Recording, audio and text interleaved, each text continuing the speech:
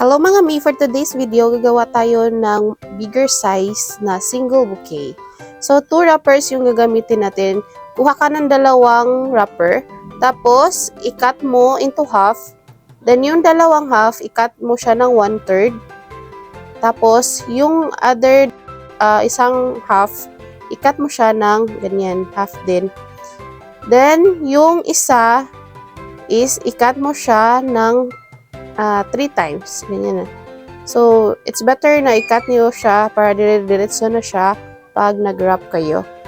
So, ginamitan ko siya ng isang 1/4 para sa unahan niya. Then, ini-design na wrapper, yung may wave or yung may dot-dot. Yan.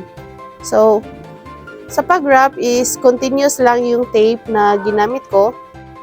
Tapos, yung 4 na maliliit na nakat natin, so gagamitin na natin siya sa pang 2 layers na sa bouquet.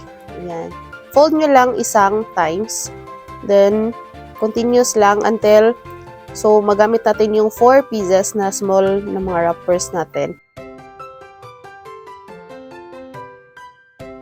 Continue na lang until matapos lahat. Then, gamitan natin siya ng 1/4 sa pang ilalim natin para sa base natin siya ilagay.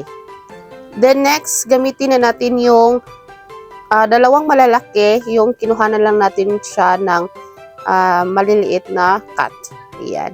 So, fold nyo lang ng ganyan. So, sa ruffles naman is mas gusto kong ganito para madali na lang. Then, ayan, tape nyo lang siya. So, kahit dalawa lang yung gamitin natin, so mas malaki na siya tingnan. Then, sa pag-ribbon naman is mas okay yung dark color na ribbon.